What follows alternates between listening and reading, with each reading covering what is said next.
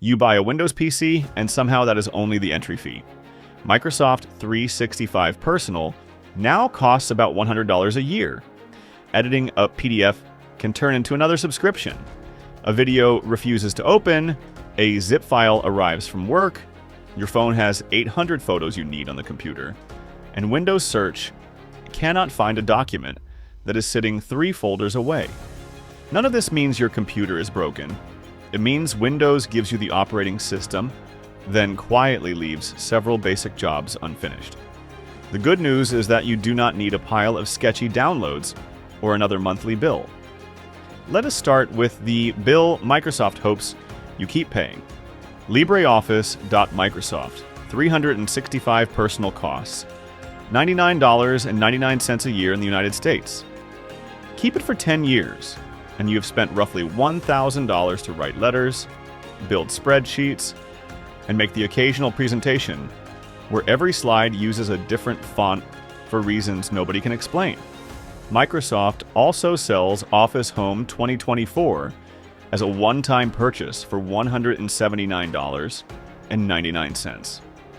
That can make sense for heavy Office users. For someone who opens Word twice a month, it is still a large bill. LibreOffice is the free alternative that has been quietly doing this job for years.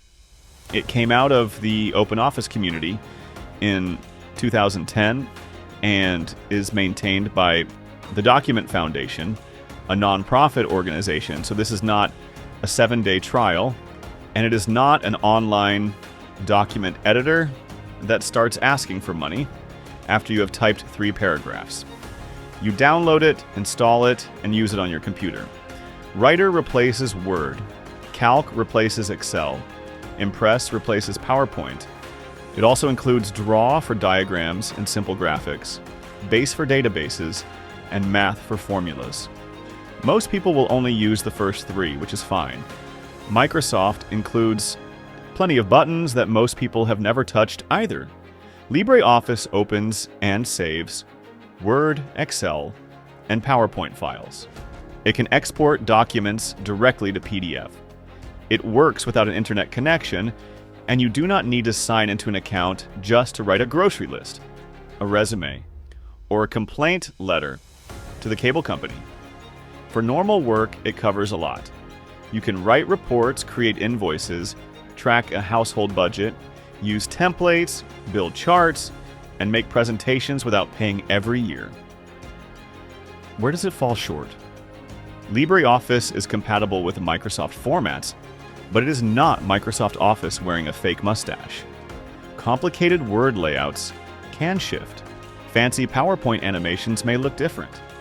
Advanced Excel files with VBA macros can require editing because LibreOffice does not fully support the same macro system. If your employer sends you enormous spreadsheets held together by macros written in 2009 by a person who no longer works there, stay with Excel. That file has already chosen its religion. For letters, schoolwork, personal budgets, basic business documents, and ordinary presentations, LibreOffice is more than enough. The interface may feel slightly older than Microsoft 365, but after 10 minutes, it becomes familiar. More importantly, it does not turn writing a document into a permanent financial relationship. And documents are the easy part. The real trouble begins when somebody sends you a PDF, PDF 24. A PDF is designed to look the same everywhere. And that helps until you need to change one sentence, remove one page, sign a form, or make the file small enough to email. Then the format suddenly behaves like it was carved into stone. This is how normal people end up searching for free PDF editor, clicking the first result, and uploading a tax form, medical document, or bank statement to a website they have never heard of. The page has 6 download buttons. 5 are advertisements. The 6th may also be an advertisement. Nobody knows. PDF 24. Creator is the safer Windows answer. PDF 24 has been developed since 2006, and the desktop version brings a large collection of PDF tools directly onto your PC. The important part is that it can process files locally. Your document does not need to leave the computer just because you want to rotate page 4. It can merge, split, compress, rotate, and reorder PDFs. You can delete pages, add page numbers, insert watermarks, turn images into PDFs, or convert PDFs into other formats. Complicated conversions will not always be perfect because PDFs were never designed to be rebuilt cleanly. There is a PDF printer too. That means almost anything you can print from Windows can be saved as a PDF. Open a web page, an email, a receipt, or an old program with no export button. Choose Print, select the PDF24 printer, and you have a PDF. For forms, you can add text, draw, annotate, black out information, and place a signature. There is optical character recognition as well, which can turn a scanned page into searchable text. That one feature is useful when someone sends you a document that is technically a picture pretending to be a PDF. The interface is not elegant. PDF24 opens like a toolbox designed by someone who decided every PDF problem should have its own tile. The first screen can look busy because there are so many tools. Once you find the 3 or 4 you actually use, it becomes simple. It is not a full replacement for every professional feature in Adobe Acrobat. Companies with complex document workflows may still need paid software. Most people need to sign a form, combine pages, compress a file, and move on. For that, PDF24 is excellent. It replaces the strange modern experience of being asked for a monthly subscription because you wanted to remove page 7. Now that the documents are handled, we need to deal with the files people compress before sending them. 7-zip. Sooner or later, someone will send you a zip file. Then someone slightly more adventurous will send you a RAR file, a 7Z archive, a TAR file, or an ISO image. Windows can open ordinary zip files, but once the format gets even slightly unusual, the built-in tools start looking for an exit. 7-zip is the app that ends that problem.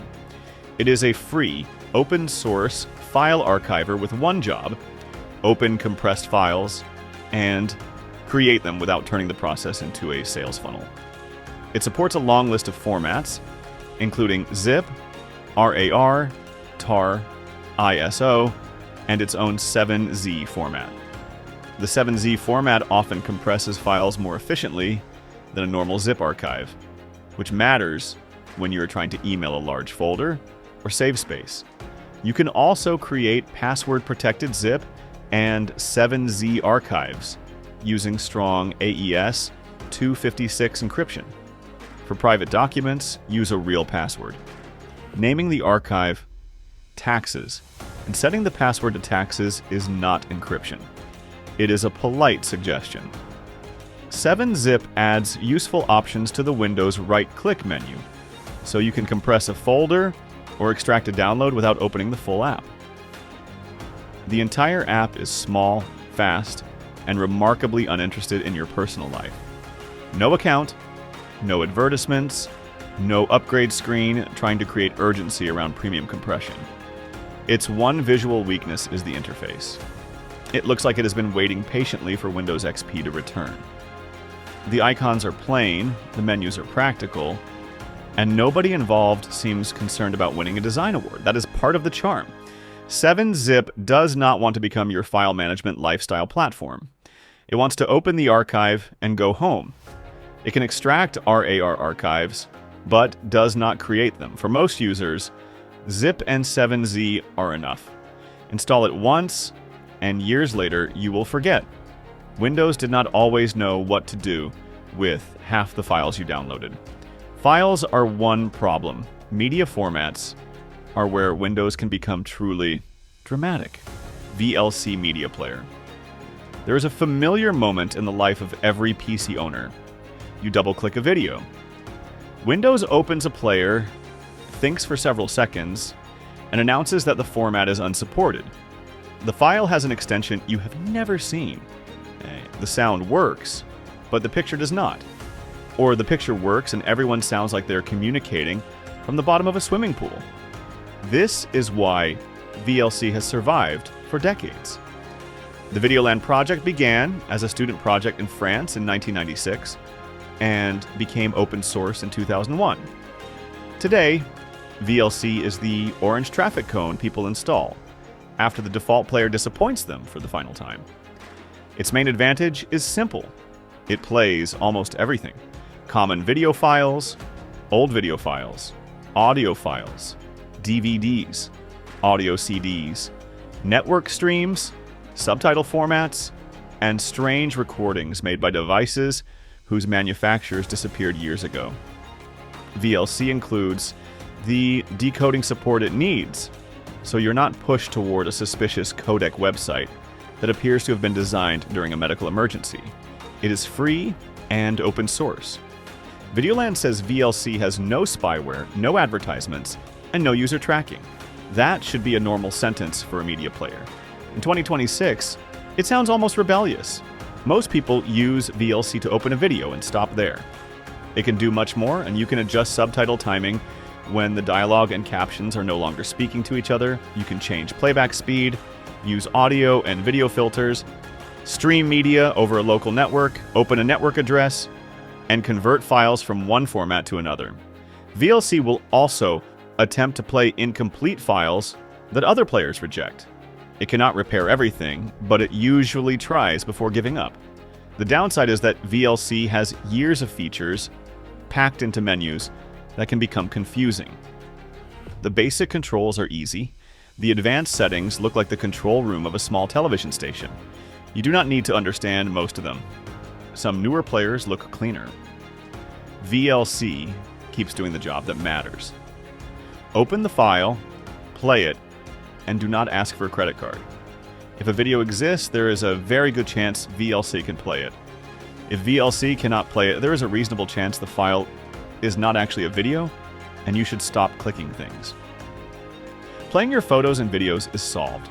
Getting them from your phone to the PC is next. LocalSend. Apple users have AirDrop.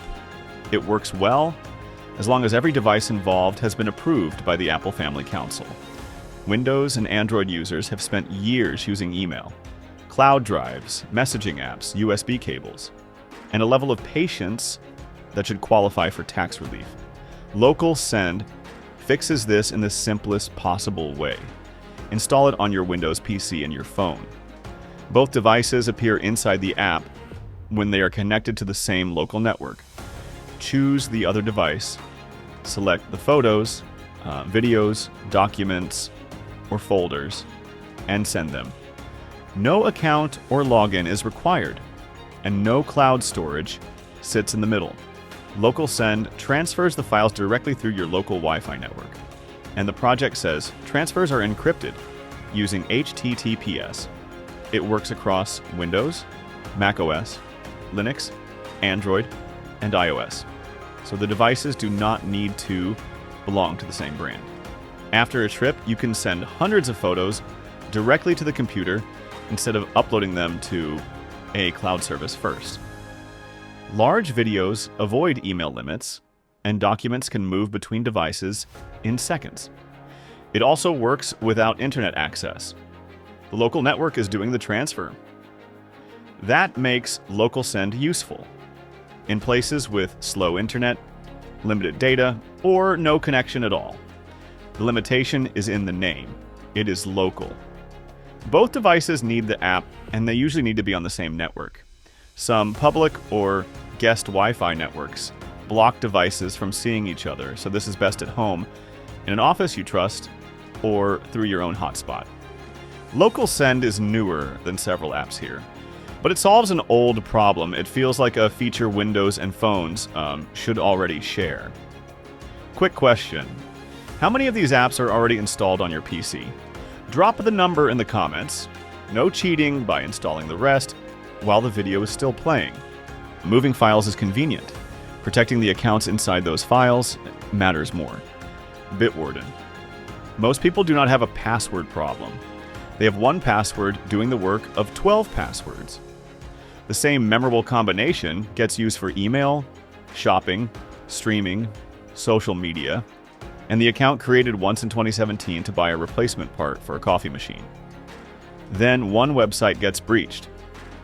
Suddenly, criminals are trying that same email and password everywhere else. A password manager fixes this by remembering unique passwords for you. Bitwarden is one of the strongest free options because its free plan includes unlimited passwords on unlimited devices. It can sync between your Windows PC, phone, tablet, and browsers.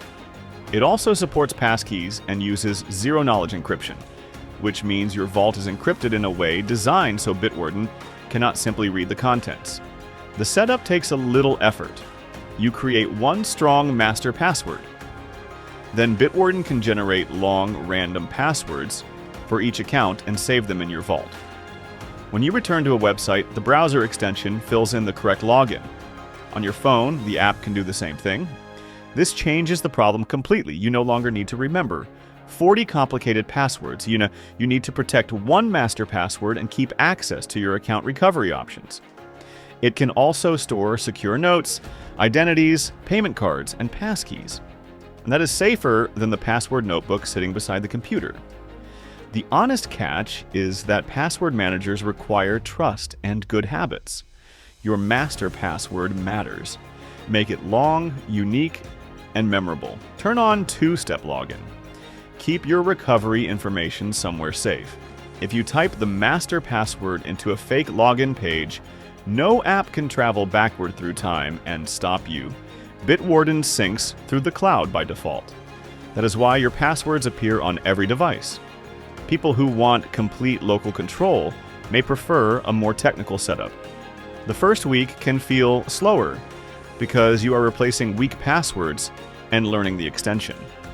After that, logging in becomes easier. You stop resetting the same account every month, and every website can have a password that looks like a keyboard fell down a staircase. A password manager protects your accounts. The next app protects the connection you use to reach them. Proton VPN. VPN advertising has become ridiculous. Some companies talk as if one button turns you into an invisible international spy. It does not. If you log into Facebook, Facebook still knows it is you. If you download malware, the VPN does not put on gloves and remove it. If you send your bank password to a fake website, encryption cannot rescue the decision. A VPN does one useful job. It creates an encrypted connection between your device and the VPN server, then sends your internet traffic through that server. Websites see the server's IP address instead of your home IP address. The local network, including public Wi-Fi, has less visibility into the traffic leaving your device. This matters in hotels, airports, coffee shops, and other networks you do not control. The VPN company becomes an important party in the connection, which is why choosing a random free VPN can be worse than using none at all. Proton VPN is the rare free option with a sensible model behind it. The company says its free plan has no advertisements, no data limit, and no activity logs. The apps are open source and independently audited. The Windows app supports strong protocols such as WireGuard and OpenVPN, and it includes a kill switch that can block network traffic if the VPN connection drops. The free plan is funded by paying users. That means the catch is straightforward, you get fewer server choices, and the app may connect you automatically to an available free server. Those servers can be busier. Streaming access is not guaranteed on the free plan, and advanced features are reserved for paid accounts. That is fair. A free VPN with unlimited data has to limit something, and server choice is better than selling a detailed diary of your browsing. Use Proton VPN on unfamiliar networks, or when you want to hide your home IP address from websites, do not treat it as a force field. It cannot fix phishing, malware, or every bad click. And speaking of bad clicks, there is one app worth keeping around for the moment. You think something may already be wrong. everything. Okay, before we get to malware, we need to solve a problem that Windows has had an unreasonable amount of time to fix. You know the file exists. You remember part of the name. Maybe it was called taxes, final taxes, taxes new, or taxes final use, this one. You type the name into Windows search. A loading animation appears. Then Windows suggests a web result, an app from the store, and a document you deleted 4 years ago. The actual file is sitting in Documents. Everything is a file name search engine for Windows, and its speed feels slightly suspicious the first time you use it. It builds an index of file and folder names, then updates that index in real time. Type part of a file name and results appear almost instantly. Everything displays the files and folders it has indexed, then narrows the list as you type. You can filter by extension, folder, size, or date. Search for every PDF, with invoice in the name, or find the file your browser downloaded yesterday. The app is small and normally builds its first index in seconds because it focuses on file and folder names, rather than reading every document. That difference matters. Everything is brilliant when you know part of the file name. It can search file contents too, but content is not indexed in the same instant way, so that type of search is slower. Windows search may still be useful when you need to find a phrase hidden inside a document. There are two catches. First, its fastest indexing works best with the NTFS file system used by most Windows drives. Other drives and network folders may need separate indexing settings. Second, the app is called Everything, which is a wonderful name inside the program and a terrible name when you're trying to search the internet for help. After installing it, you stop digging through folders. Press the shortcut, type part of the name, and open the file. Windows. Search immediately feels much older. Finding files is useful. Finding the files and programs that should not be there is more important. Malwarebytes. Free. Malwarebytes began because its founder infected the family computer after downloading a file in the early 2000s and could not find a tool that fully removed the problem. That origin explains what the free version still does best. It is a second opinion for a PC that may already have something unwanted on it. Windows security is built into Windows and should remain turned on. For most people, it provides the main real-time antivirus protection. Malwarebytes. Free should not be described as a complete free replacement for that protection, because the free version is mainly a scanner and cleanup tool. Open Malwarebytes. When the computer starts behaving strangely after you installed something questionable, or when a browser suddenly has a new toolbar, it believes you requested. Run a scan. The app checks for malware and other threats, then lets you quarantine what it finds. You can also scan a specific file or folder. This helps when someone sends an attachment you do not trust, or when a download has a file name such as invoice.pdf.exe, which is the computer equivalent of a locked door marked. Definitely not a trap. A second scanner is useful when the PC feels wrong, but the main antivirus says everything is fine, especially with adware and other unwanted programs.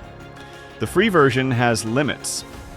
Real-time protection and several automatic protection features require a paid plan. The app will tell you about those paid features, sometimes with enthusiasm. If you only want the free scanner, use it for manual checks and cleanup. Do not delete every item you do not recognize. Read the result and quarantine carefully. If files are encrypted, or banking accounts may be involved, stop using the device for sensitive work and get professional help.